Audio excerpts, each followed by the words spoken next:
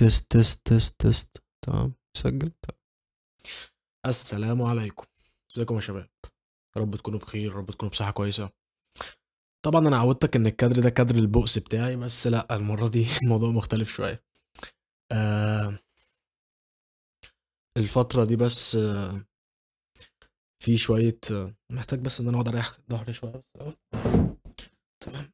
نجيب المايك ده كده شوية عشان ايه بعدين واخدين راحتنا، لان الكلام طويل شوية ما بيننا النهاردة. ممكن نعلي برضه المايك ده شوية. تمام كده الصوت اعتقد كويس. تمام، ممكن نعلي سنة كمان. طيب تمام. نرجع لموضوعنا، او لسه هنفتحه اصلا، فما علينا. اتعودت عن الكادر ده كادر البؤس والكلام ده، بس هو الكادر دوت المرة دي يعني زي ما تقول كده ايه، بسبب الانشغالات. حاجات كتير ورايا، حاجات كتير المفروض اخلصها. ف للأسف ما كنتش ضامن ان انا هعرف اصور الصبح. النهارده الخميس بالليل اللي هو صباح الجمعة، نعشته ونعشنا. فما كنتش عارف هقدر فعلا اكون موجود وان انا اكمل تصوير الصبح وكده ولا لا، فقلت ينتهز الفرصة يعني. آه طيب ايه الانشغالات اللي انت فيها يا حسني، او ايه الموضوع ده كله؟ كل ده حصل بسبب جملة او كلمة او ايا كان بقى المبدأ، وهي الفكرة او فكرة ورط نفسك. نزلت اسك من يومين على انستجرام، قلت فيه يعني اقترحوا مواضيع نتكلم فيها. فكذا موضوع اقترح، يعني كذا في كذا موضوع حد اقترحه. منهم كورة مثلا، منهم نتكلم شوية عن الجيل الجديد واللي بيعمله. آه نتكلم شوية على الثقافة الدينية بالنسبة لنا، ان خلاص بقى الموضوع شبه معدوم بالنسبة لناس كتير، فالموضوع بقى محزن. وما اقولش يعني ان انا خلاص عالم يعني، فاهمني، بس كلنا مقصرين وكلنا بنحاول نجاهد ان احنا نبقى احسن. يعني ربنا يدينا ويديكم القوة والنفس اللي تعين، مش النفس الضعيفة. فورط نفسك. يعني ايه ورط نفسي؟ الجملة دي سمعتها في يعني كذا حد قالها. ورط نفسك، ورط نفسك، ورط نفسك، ورط نفسك. ايوه، يعني ايه اورط نفسي بقى اصلا؟ يعني ايه اورط نفسي؟ مع الوقت بدأت افهم الموضوع دوت. آه شوف انت ايه الحاجة اللي انت لما تقولها، مثلا لو قلتها لشخص، لو قلتها لحاجة قبل اي حاجة، بس عشان ما انساش، انا مبسوط جدا بالكومنتات اللي اتقالت على على البودكاست اللي فات.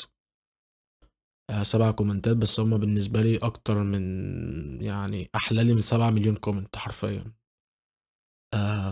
فكرة بس إن حد يقول لي أنا بستفاد منك حاجة، دي بالنسبة لي شيء كبير جدا جدا جدا يعني. متعرفش الكومنت بتاعك بيبسطني ازاي؟ فانت لازم تعمل سبسكرايب في الشانل، تعمل كومنت، عندك أي فكرة، عندك أي حاجة. تمام، كل ده طبعا بيفيدني. آم، يعني لو انت شايف فعلا المحتوى مفيد، حاول تديه لحد تبعك يعني. لو هو محتاج يتفرج على المحتوى دوت، خليه يعني يبقى معانا يعني. آه نرجع لموضوعنا. ورط نفسك. يعني ايه ورط نفسي؟ بص، خلينا متفقين على حاجة في الأول. أنا برمش بس عشان أنا يعني برمش كتير عشان أنا المفروض أنا نايم، يعني الساعة دلوقتي 2، المفروض أنا نايم تقريبا من 4 ساعات ولا 5 ساعات. تمام، بس هو الخميس بقى، أنت فاهم. ورط نفسك. يعني ايه أورط نفسي؟ خلينا متفقين على حاجة من الأول، لازم نبقى عارفينها كلنا، ويعني وفعلا احنا فاهمينها، مقتنعين بيها، مدركين تماما ان ده الواقع. ايه هو الواقع؟ الواقع ان مفيش حد هيجي يشدك. يعني هي مفيش حد يجي يشدك ليها معنى، ليها معنى يعني هفسر لك الموضوع، نخش في التفاصيل جوه. طيب يعني ايه مفيش حد هيجي يشدك؟ يعني لما تيجي تقول لحد انا زعلان، انا تعبان، انا مخنوق، هيقول لك معلش يا صاحبي، كلنا عدينا بده. الدنيا بتروح وبتيجي، شوية كده وشوية كده ومش عارف ايه. لو انت قعدت تدور حوالين الناس او وسط الناس عن حد يجي يقول لك بقول لك ايه، تعالى مفيش حاجه اسمها انا زعلان انا هقومك باللي انت فيه. مش هتلاقي. مش هتلاقي. حتى لو حد حاول يعمل ده مش هيعمله بالقدر اللي هيخليك فعلا مبسوط. ليه؟ لان سبب تعاستك وسبب سعادتك هو انت. دايما بقولها، افتكر انت كل يوم بتحارب نفسك. انت مفيش عدو ليك في الدنيا دي اكتر من نفسك. مفيش عدو ليك في الدنيا دي اكتر من نفسك. ولذلك لو تفتكر الفترة اللي فاتت، انا كنت في فترة سيئة جدا. اللي طلعني من الفترة دي ان انا ورطت نفسي ازاي؟ بحاجة بسيطة جدا عملتها. رفعت ستوري على الانستجرام عندي. اللينكات في الديسكريبشن يا جماعة، يعني لو حد عايزها، لو حد عايز يتابعني على المنصات او كده. رفعت ستوري على الانستا عندي، قلت فيها ان انا هبدأ ان انا اعمل روتين كنت بعمله قبل كده وبقالي فترة ما بعملوش. صحيان كذا ودنيا كذا ومش عارف ايه، واللي حاول لو حد عايز يبقى معايا في الموضوع ده يبعت لي. فناس بعتت لي، فبالتالي في مسؤولية، فبالتالي احنا رجالة، فبالتالي لازم نبقى قد المسؤولية. فبالتالي انت ورطت نفسك. ازاي ورطت نفسك كده يا حسني؟ يعني مش فاهم برضك. طيب افهمك.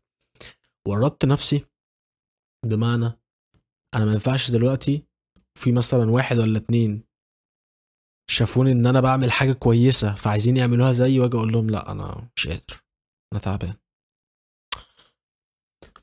ساعتها عارف انت احساس التعب الزائف، نقدر نقول احساس التعب الزائف اللي بيبقى عندك دوت. آه بيتكسر في وقت من الاوقات. واكتر وقت بيكسره بحس ان هو احساس ورط نفسك. بمعنى، او ممكن نجيب لك دلوقتي مثال حي. انا عايز انام، عايز انام جدا حاليا وانا بكلمك عايز انام. ولكن حته ان انا مورط نفسي ان انا كل جمعه لازم انزل حاجه، ده مخليني دلوقتي اقعد اصور الفيديو ده. ف بكل بساطه، بكل بساطه شديده، ورط نفسك. ورط نفسك. معكش فلوس، يعني ليها كذا سكه، بس السكه اللي عارف انت اللي هي فيها توريطه فعلا. انزل شغل. انزل شغل. حاجه بديهيه جدا. وخش جمعيه. شيل الفلوس دي مع حد. اول قبض تقبضه تجيب بيه حاجه جماد تقدر تصرفها بعدين. فاهمني؟ في عارف انت اللي هو في امثله كتير نقدر نقولها. ولكن الاساس ايه اصلا من ورط نفسك؟ الاساس ان انا دلوقتي بدل ما ابقى نايم على السرير ده وما فيش في بالي غير اللي هو طب وبعدين، انا عمال احاول وما ما بوصلش لحاجه. صح كلامك لنفسك كل يوم. طب هما ليه سابوني؟ طب الدنيا، طب الدين، طب ايه؟ طب انا اعمل ايه؟ طب انا اسوي ايه؟ مفيش حاجه عايز تركب، مفيش حاجه عايز تعمل. وانت بتبقى عارف كويس قوي قوي قوي ان كل اللي بيحصل لك ده بسبب ان في حاجات انت بتعملهاش. يعني ممكن نتكلم في من منظور ديني سنة بسيطة عشان اتعمق. انت عايز منين ان يومك يبقى فيه بركة وانت لا اذكار صباح ولا اذكار مساء ولا قرآن؟ في ناس كمان ولا صلاة. فانت عايز يومك يبقى فيه بركة ازاي وانت عارف كويس قوي ان يومك هيبقى فيه البركة وهيبقى فيه حاجات بتتيسر كده سبحان الله من عنده لوحدها؟ طب ازاي بالحاجات دي؟ الحاجات دي في ناس بتستهون بالحاجات دي. في ناس بص لها دنيا. ساعات مش ببص لها دنيا، لا ساعات كتير ببص لها دنيا. ساعات كتير قوي قوي قوي كمان ببص لها دنيا. كلنا مقصرين. انا مش يعني مش بستثني نفسي من الغلط او من التقصير، لا كلنا مقصرين. ولكن في فرق دلوقتي يا صاحبي ان انا اجي اقول لك انت مقصر ومش بتحاول، وفي فرق اقول لك ان انت مقصر وبتحاول تبقى احسن. يعني فكرة توريط، فكرة ان انت تورط نفسك في حاجة لاجل ان انت تبقى احسن، ده في حد ذاته انت بتجاهد نفسك. في حد ذاتك انت بتجاهد نفسك. بتحط عبء وبتحط ضغط على نفسك، ولكن النتيجة انت بتتعدل. واتكلمنا على قبل كده في حتة الضغط دي وحتة البيرن اوت اللي احنا كنا عايشين فيها فترة دي. فالكلام ده كله مش هياكل عيش حاليا امان. فاهمني؟ عارف انت لما اجي مثلا افتكر نفسي من سنتين تلاتة، فاهمني؟ اللي هو حد صاحبي مثلا خلاص ما بقتش اعرفه ازعل ممكن اكتئب. بنت كنت مرتبط بيها سبتها فازعل واكتئب. قلة فلوس ازعل واكتئب. آه مفيش حاجة مش زي ما انا عايز ازعل اتعصب. انا اصلا يعني طبعي عصبي فيا سنة العصبية دي. ف انت بتعمل كل ده دلوقتي. طيب وانت عارف ان حل كل دوت ايه؟ وقتها انت ما كنتش عارف حل. انت عارف انت شايف حل الحوار ده كله ناس تتبدل مكان ناس. حد مشي يجي مكانه حد، بنت مشي تيجي مكانها بنت. حاجة عدت ما كملتش اعملها زيها بالظبط وتكمل وتمشي الدنيا على كده. ولكن لما الواحد بيكبر شوية بيبدأ يبص للموضوع من نظرة أخرى. نظرة إيه؟ نظرة أنا، على حسب كل واحد طبعا يعني. بس لو مثلا لو أجي أقول لك على نفسي، أنا مثلا دلوقتي ببص لها إزاي؟ أنت دلوقتي إنسان عارف كويس أوي أوي أوي إن مفيش حد هيجي يشدك من أي حاجة أنت بتعملها، غلط صح حرام حلال، محدش هيجي يشدك يقول لك لأ لأ. فأنت لحالك عارف، أنت دايما هي عركتك، فاهم؟ رحت يمين رحت شمال هي عركتك. هتخيب وهتجلي هتتعور، هتخش سندال الدنيا هتمشي، فاهمني؟ فسندل. اسندل ازاي؟ مش عارف اسندل. اصل الدنيا جايه على ايه، اصل مش عارف ايه، اصل مش عارف اعمل ايه. ورط نفسك، ورط نفسك. اعمل اللي مفروض يتعمل. دايما تقريبا كانت تويته الاستاذ احمد ابو زيد دايما بيقول لك ايه؟ الحاجات المهمه في حياتنا وبتغيرنا حاجات احنا مش مطلوب مننا نعملها او مش مفروض مننا نعملها. ركز فيها. الحاجات اللي احنا مفروض تخلينا احسن في حياتنا مش مفروض علينا نعملها. يعني اخرج بره بقى الزون دي، اخرج بره منطقة الراحة اللي انت عايش فيها، اعمل حاجة جديدة.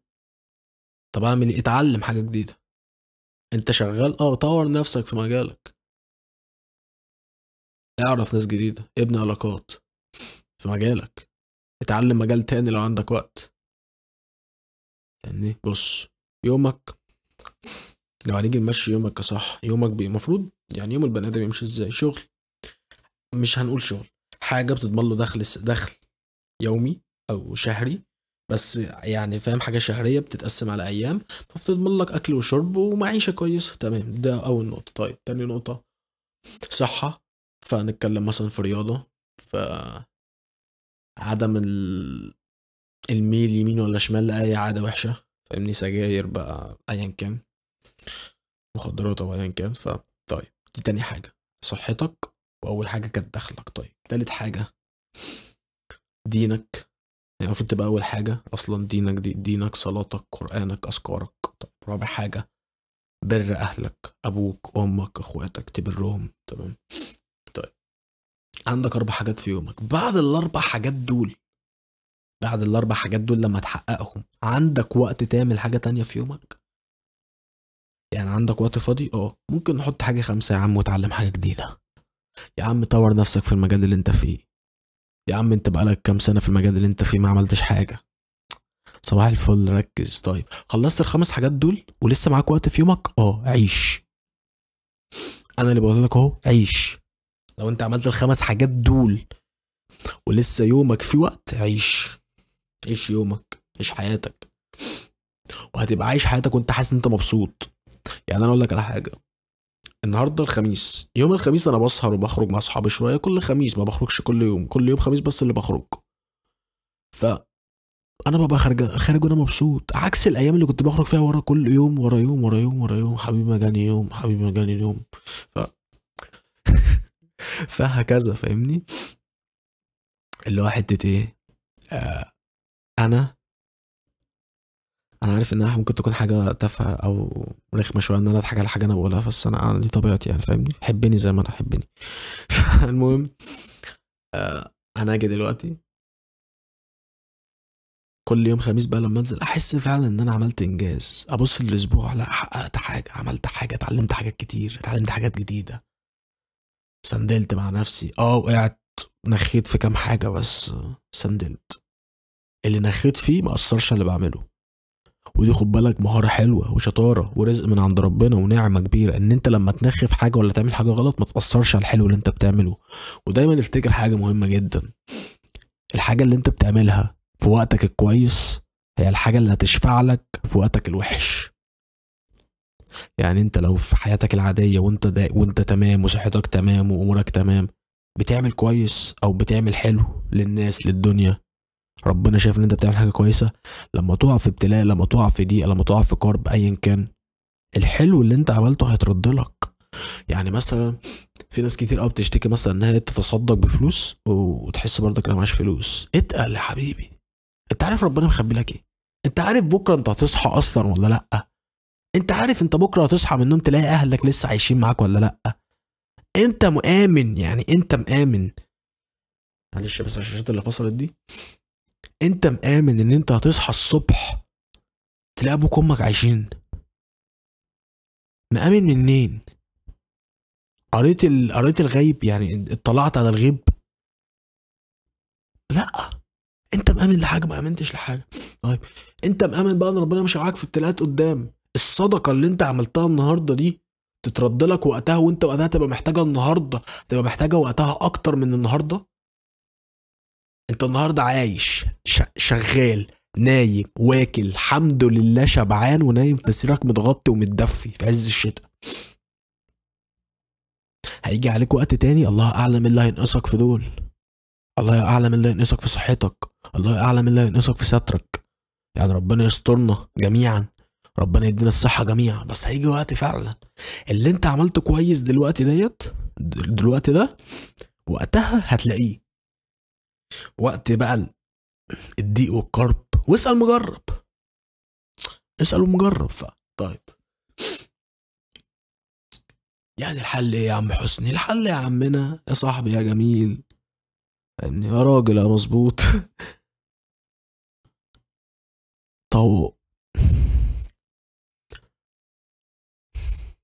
ورط نفسك، ورط نفسك، ورط نفسك.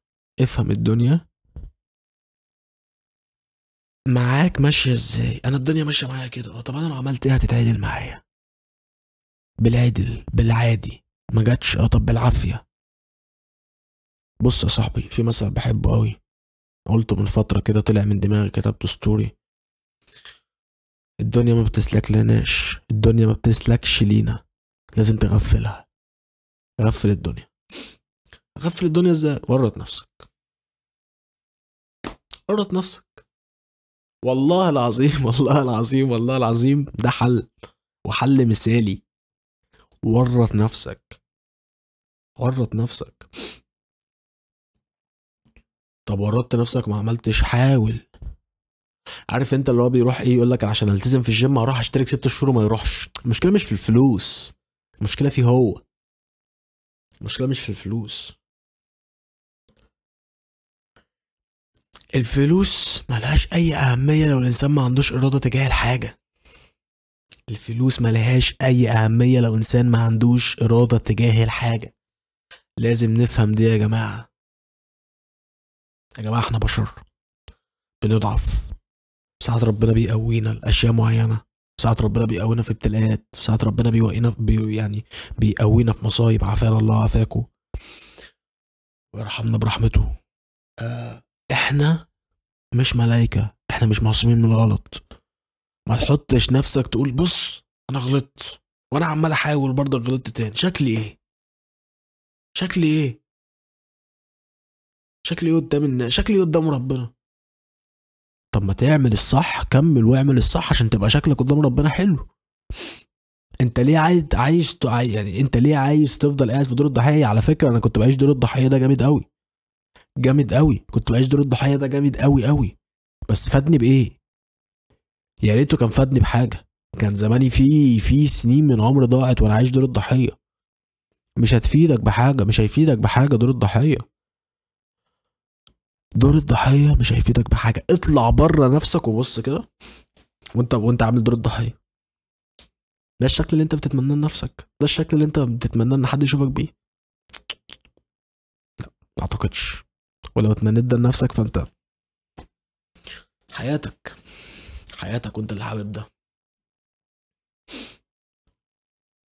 حياتك وانت اللي حابب ده.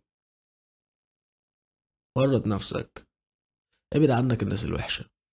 يعني حاجة طريفة كده من حد حصلت الفترة اللي فاتت، اتعاملت مع كذا عقلية الفترة اللي فاتت، فأنا اكتشفت إن إيه، من الجيل الجديد بقى، سيبك من جين زد والحاجات الغريبة اللي هما بيقولوها دي. الله يا اخويا لو على الصياعة والروشنة ومش عارف ايه، فاحنا كنا فاهم، كنا حلوين قوي. بس خلاص خدنا الخبرة من الحلاوة ديت والروشنة والشقاوة وخلاص. الفكرة بقى ان الروشنة والشقاوة دلوقتي بقت مفهومة سوشيال ميديا، وانت مش فاهم اصلا ان انت بتستدرج يعني انت اصلا مغفل، او انت مغفلة، انتوا عايشين بتتغفلوا. في تغفيل بيحصل لينا. سؤال الفل. آه يعني في حاجات الواحد بيوصل لها غريبة، في حاجات الواحد بيسمعها غريبة. يعني مثلا احنا حاليا وحاجات الدين بقى انتشرت اكتر من الاول للشباب، وبقى في منظمات توعية ومؤتمرات وبودكاستات وي وي وي. تلاقي لسه ولد بيقول لك اصل دي الجيرل فريند بتاعتي، او بنت تقول لك اصل ده البوي فريند بتاعي، وده جاست فريند عادي. هي حالتها يعني فاهمني. فالناس، انا شفت فيديو النهارده، اتنين من اللي هم العيال بتوع المشاريع التيك توك والكلام ده، فبيرقصوا على فيديو، وفي واحد فوق عمال يبص عليهم، هم بيكنس مول تقريبا او بيكنس مطعم حاجه زي كده. انا فضلت مركز مع الراجل اللي فوق، وتقريبا شاب، يعني هو شاب. تعرف ان ده احسن من الاتنين اللي تحت. الاتنين اللي تحت دول اللي هو في بنات واو. اللي فوق ده، اللي فوق ده هو هو اللي مظبوط. اللي تحت دول، عارف الخلخال اللي بيتلبس في لا مؤاخذة في رجل الست، عرقوب الست ده، عرقوب البنات ده، عرقوب البنات من تحت رجليها ده. شفت الخلخال ده؟ لا مؤاخذة هم دول الخلاخيل دي، يعني فاهمني. هم دول ولا مش لا مؤاخذة، هم الخلاخيل دي. في كلمة تانية ينفع تتقال بس ما ينفعش تتقال، انت عارفها. فتسترجل، استرجل. عايز تتشقى تشقى، بس تتشقى بأدب. عايز تصيع صيع، بس صيع بأدب. عايز تعرف وتروح وتيجي واعرف مش عارف بأصول. الأصول حلوة. فالفكرة بقى ان انت فاهم، بس تيجي تقول يعني، عارف انت لما تلاقي الشخص بقى فاهم، بيصعب عليك، بيصعب عليك بجد ان هو بقى يجي يجادلك في الحاجات دي. ما انت فاهم، انت مستدرج. انت كل اللي جاي لك ثقافة من حوالين التليفون بس، فانت لا تفقه اي شيء تاني غير اللي جاي لك بالتليفون. تقعد تكلمه في دين ما يعرفش حاجة، تقعد تكلمه في اصول ما يعرفش حاجة، تقعد تكلمه في دنيا ما يعرفش حاجة. يا ابني انت ملة اهلك ايه ولا ملة اهلك ايه ما تعرفش. صباح الفل يا جدعان، صباح الفل بجد والله يعني. فانت وده بقى يعني الفئة دي بقت منتشرة قوي قوي قوي، يعني فاهمني.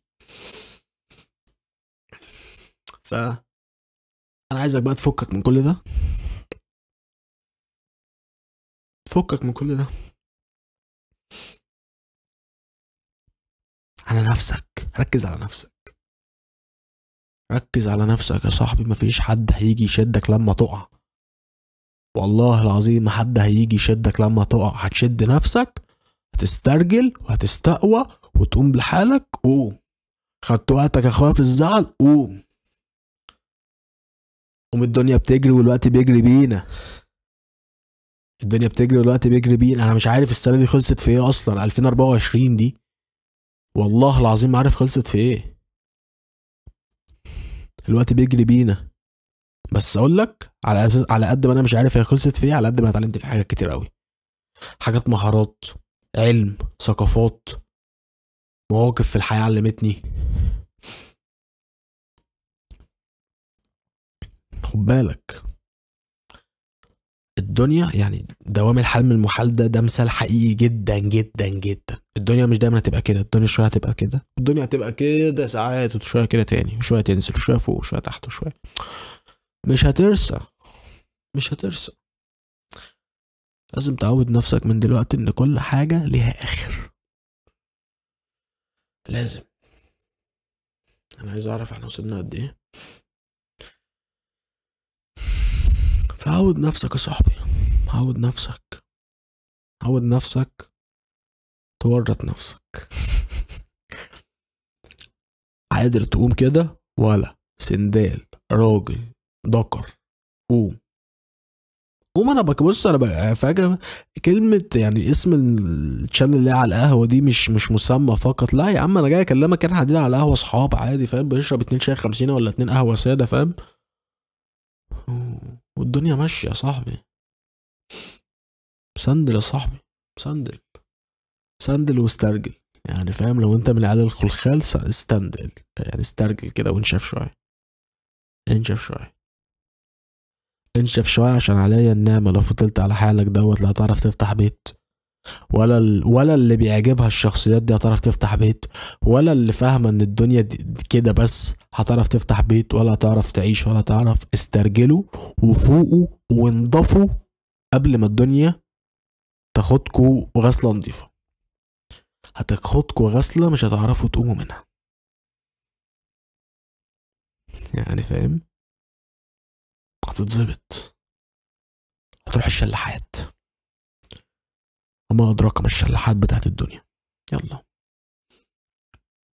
فيا صاحبي مش عايز أطول عليك، أنا الصراحة عايز أنام يعني. أنا هحط الحلقة دي كده منتجها فاهم، هحط لها بس كلارينج وهعمل الكفر واروح فاهم رافع يوتيوب ودي الحنان يعني. تقريبا هصلي الفجر وانام.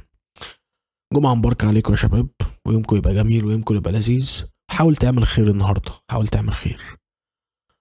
لو ما بتقعدش مع اهلك الفترة دي كتير، سيب تليفونك في الأوضة واطلع اقعد مع اهلك حبة. حاول تستحمل، عارف ان الموضوع بيبقى فيه ضغط في الأول، بس حاول تستحمل. اشوفك على خير يا صاحبي. موضوع قهوة سالم، انا سبت الموضوع ده للآخر بقى عشان الناس اللي هتقعد بقى. موضوع سلسلة قهوة سالم، انا حاسس ان البودكاست بقى يعني الناس بيعجبها اكتر موضوع البودكاست، ان احنا بنتكلم براحتنا، مفيش سكريبت، مفيش حاجة من دي. فيا جماعة بجد بجد عايزكم تقولوا كومنتات، يعني كومنتاتكم هي اللي هتقول لي هروح فين، هروح قهوة سالم ولا هروح اكمل في البودكاست زي ما انا. لو هتسألوني عن رأيي، انا حابب البودكاست اكتر بكتير، تمام، لان انا بتكلم بكل عفوية، وهناك بتكلم بكل عفوية، بس هناك بيبقى سكريبت اكتر وفاهمني، بيبقى ليه برضك شغل وليه حركاته. اكتبوا لي بجد يا جماعه، لان انتوا اللي هتقولوا لي اكمل كده لا اكمل كده، لا احنا عايزين كده وعايزين كده. يعني دمتم طيبين يا شباب، دمتم كويسين وفي احسن حال وفي احسن صحه. ربنا يديم عليكم الستر، ربنا يقوينا ويقويكم يا رب. السلام عليكم.